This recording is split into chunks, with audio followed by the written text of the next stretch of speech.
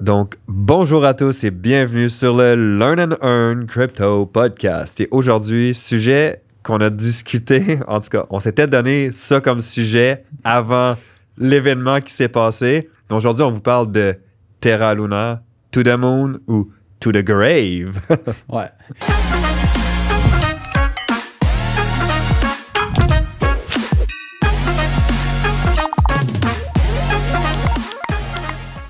Et avant qu'on commence, on n'est pas des conseillers financiers, donc tout ce qu'on va vous dire aujourd'hui ne peut pas être vu comme un conseil financier. Vous devez faire vos propres recherches, vos propres analyses et vos propres décisions.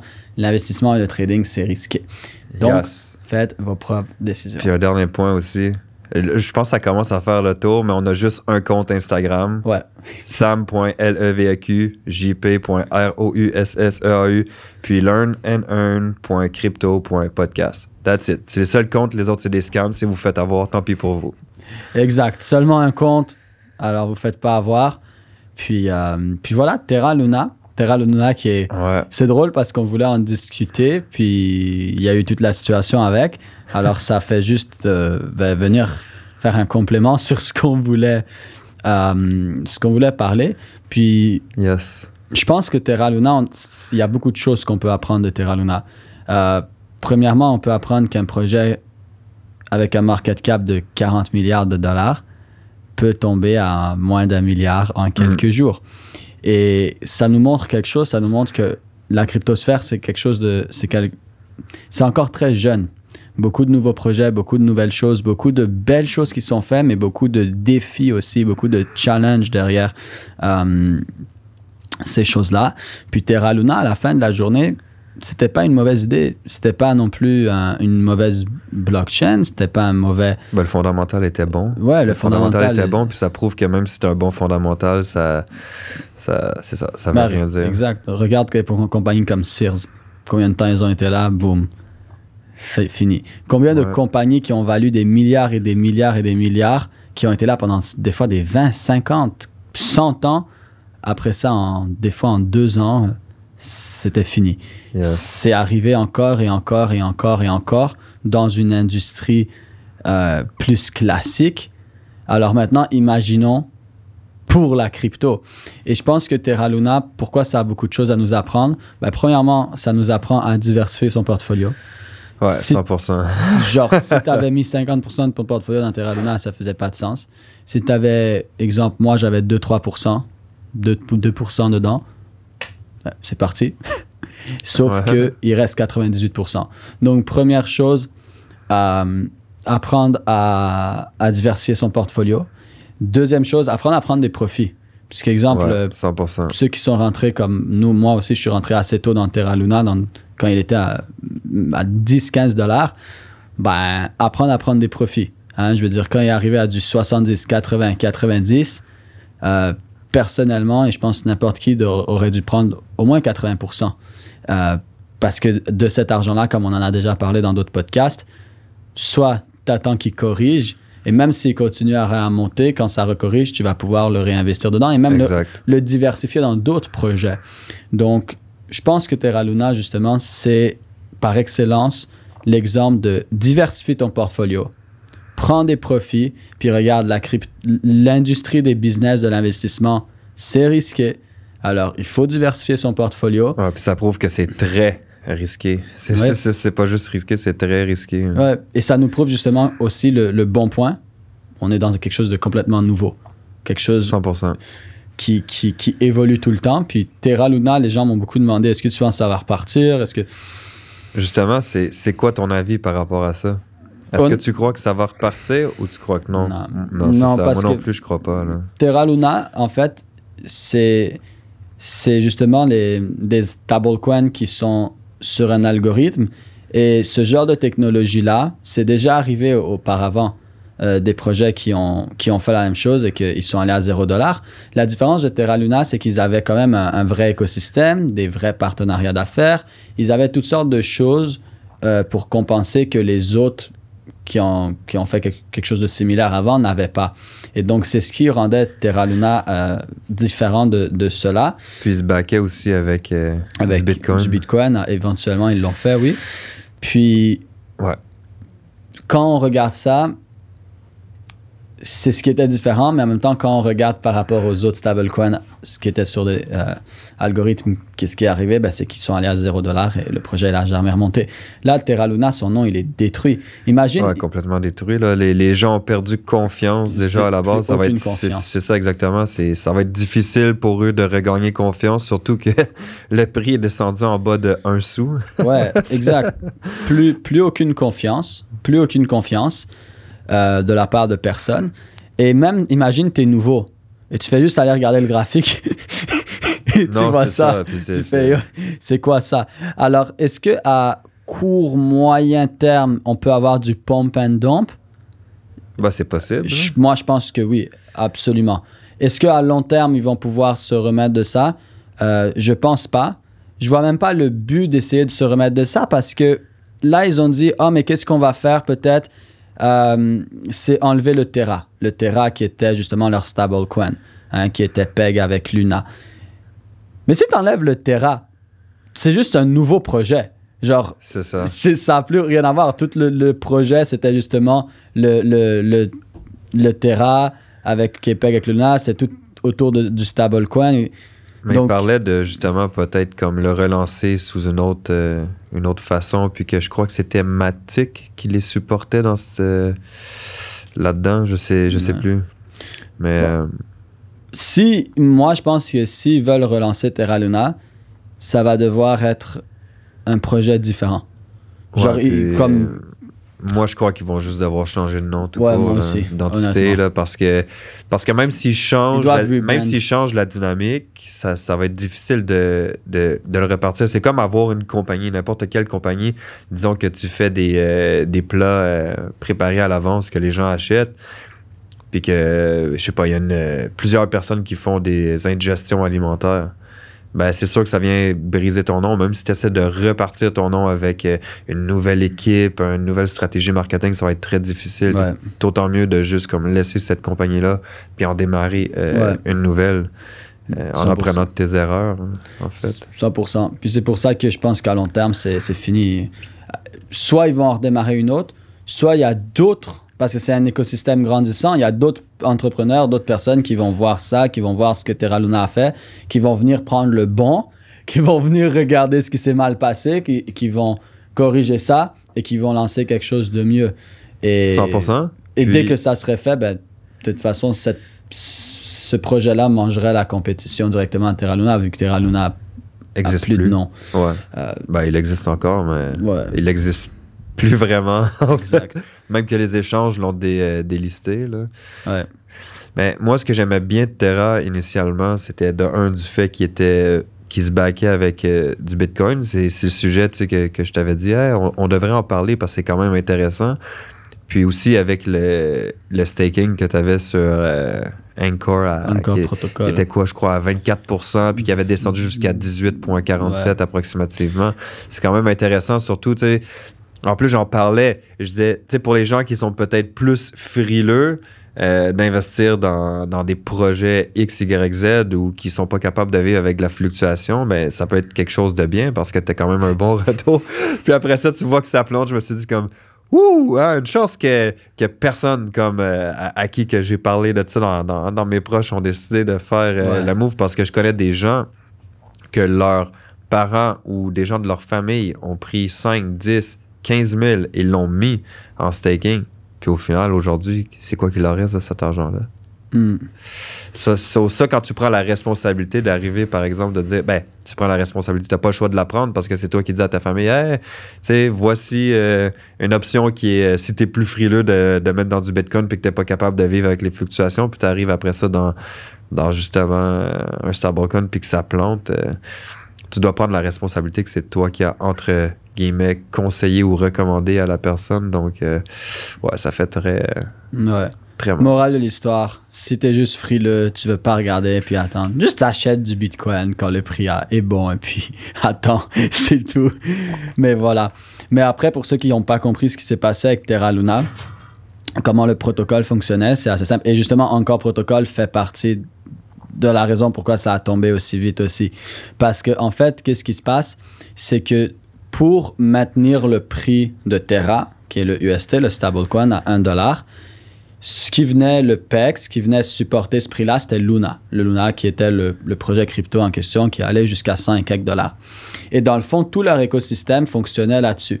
Ça veut dire que quand tu allais chercher du UST, eux, ils venaient créer cette réserve-là avec du Luna. Donc, ils venaient amener du Luna derrière le UST pour garder le UST à 1 $. Je ne vais pas rentrer dans tout ça, en fait. Je ne vais pas rentrer dans les détails de comme les fees et tout ça, et puis comment ils faisaient pour le garder là. Tout ce qu'il faut savoir, c'est que Terra, le UST, restait à 1 $ grâce à Luna. Et qu'est-ce qui se passait? C'est que la réserve de UST et le market cap de Luna, théoriquement, le market cap de Luna devait être pour que ça fonctionne bien, devait être plus élevé aussi que le UST. Pourquoi? Parce 100%. Que c'est eux qui devaient supply, qui devaient donner cette demande-là cette offre-là pour le UST, pour le supporter. Qu'est-ce qui s'est passé? C'est que tant que Luna montait, c'est un des protocoles qui font énormément de sens. Parce que le prix de Luna augmente, le prix de Luna augmente, le prix de Luna augmente. Alors, son market cap gonfle, il augmente, c'est parfait. Ça veut dire ils sont capables de facilement supporter Terra. Le truc, c'est quand tous les marchés ont corrigé et que Luna est passé de 100 $ à 80 $ hyper rapidement, ben là, tout d'un coup, ça a été beaucoup plus difficile vu que le UST a explosé. Le market cap du UST, je pense que le UST était rendu dans le top 20 ou top 15 C'était littéralement le stablecoin le plus décentralisé, le plus utilisé. Ben c'est sûr, avec ce qu'ils promettaient sur la plateforme encore. Avec du 20%, je veux dire. Fallait quasiment être fou pour dire non à ça, mais c'est comme tu dis, c'est une des raisons pour laquelle ils se sont, on va dire, tirés dans le pied ou ce que ça a planté. Là. Puis encore, c'est là où c'est devenu très problématique parce qu'il y avait des gens qui avaient, exemple, je sais pas moi, tu avais 100 000 UST. Et ils utilisaient ce 100 000 UST pour avoir en collatéral du Luna. Ils prenaient ce Luna pour aller chercher du UST, ce qui faisait qu'en arrière-plan, il y avait plein de nouveaux UST qui venaient de collatéral qui était du UST. Alors là, ce qui se passait, c'est que Luna, mais ils étaient obligés je vais pas en imprimer, mais ils étaient obligés d'en produire de plus en plus, sauf que ça venait quoi? Ça venait juste de collatéral du UST qui était dans le protocole, justement, dans Encore Protocol. Alors, quand c'est passé de 100 à 80 $, en fait, ça dépègue un peu. C'est passé de 1 $ à comme 99 sous, 98 sous, mais les gens l'ont pas trop vu. Puis ils ont réussi tout de suite à ramener du Luna puis à le restabiliser à 1 $. Mais là, ça a recommencé à remonter, c'est beau. Mais quand Bitcoin et tout, ils sont tombés super vite, ils sont commencé à tomber super vite, et bien là, qu'est-ce qui s'est passé? Luna a suivi. Et de là, il y a beaucoup de gros investisseurs qui étaient dans Encore Protocol et tout ça, qui ont commencé à avoir peur. Alors, qu'est-ce qu'ils ont fait? Ben, ils sont allés rééchanger leur UST pour du Luna. Et là, ils ont commencé à échanger tout leur UST pour du Luna. Et en fait, qu'est-ce qui s'est passé? C'est que cet effet domino-là a fait que justement, il s'est depeg et que le UST a commencé à tomber. A commencé à tomber à 99, 98, 97 sous. Et là, qu'est-ce qu'eux ont dû faire? Ben, c'est commencer à créer de plus en plus de Luna. Mais là, tu crées beaucoup d'offres, mais il n'y a plus la demande pour le racheter parce que le prix est en train de descendre. Fait qu'ils avec le Luna, ils essayent de venir compenser, mais en même temps, pour garder le UST à 1 $. Mais personne n'achète le UST. Ils sont tous en train de le vendre. Ouais. Alors là, c'est plein de UST qui est en train de rentrer. Sauf que personne l'achète parce que tout le monde est en train de le vendre parce que ça descend. Alors, qu'est-ce qui se passe? Ben là, tu le vois, ça a fait un effet domino. Depeg, c'est passé 92 sous, 91 sous, 90 sous, 89 sous, 88 sous. Alors là, tout le monde a pris de plus en plus peur. Alors, tout le monde qui était dans Encore Protocol et tout ça, justement, ils ont commencé à sortir. Il y a eu des problématiques aussi avec la plateforme où les gens ont eu beaucoup de difficultés à sortir. Puis il y en a qui n'ont même pas réussi à sortir leurs fonds. Ouais. Là. Je connais quelqu'un qui a perdu, je crois que c'est 40 000 $. Tu as un influenceur qui a perdu au-dessus de 2 millions. Ouais. Comme ça, là. C'est fou là, quand tu y penses. Puis ça a été cet effet domino-là. Parce que en fait, vu que les gens échangeaient pour du Luna, mais que le Luna devait être utilisé pour stabiliser le prix, ben, ça faisait juste qu'il y avait de plus en plus d'offres de UST, de plus en plus d'offres de Luna, mais de moins en moins de demandes. Et ils n'ont jamais réussi à le stabiliser, et puis ça a commencé à tomber. Puis aussi, à ce qu'il paraît, ça on rentre dans... Il n'y a rien qui est confirmé, mais à ce qu'il paraît, BlackRock aurait aurait soi-disant fait un deal. Le sujet que j'avais en tête tantôt puis que j'avais oublié, fait que c'est bon que tu le ramènes. Avait soi-disant fait un deal et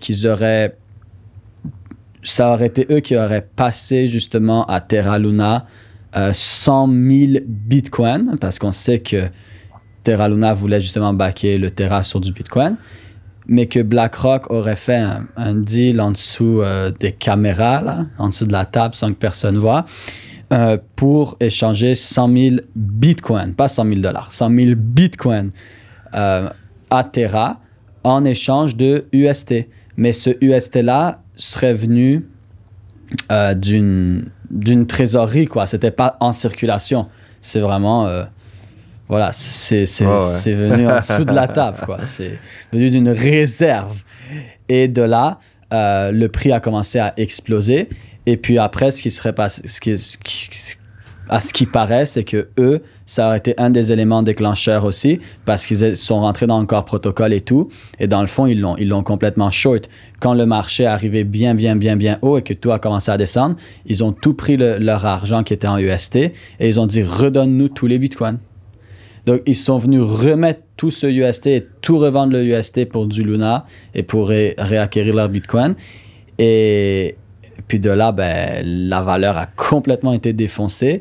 Puis il paraîtrait qu'avec tout cet argent-là, ensuite, ils ont short Terra Luna pour rajouter de la sauce par-dessus ça. Puis il y en a plein qui ont fait de l'argent en shortant Terra. Alors, est-ce que c'est vrai que BlackRock a fait ça? Personne ne sait.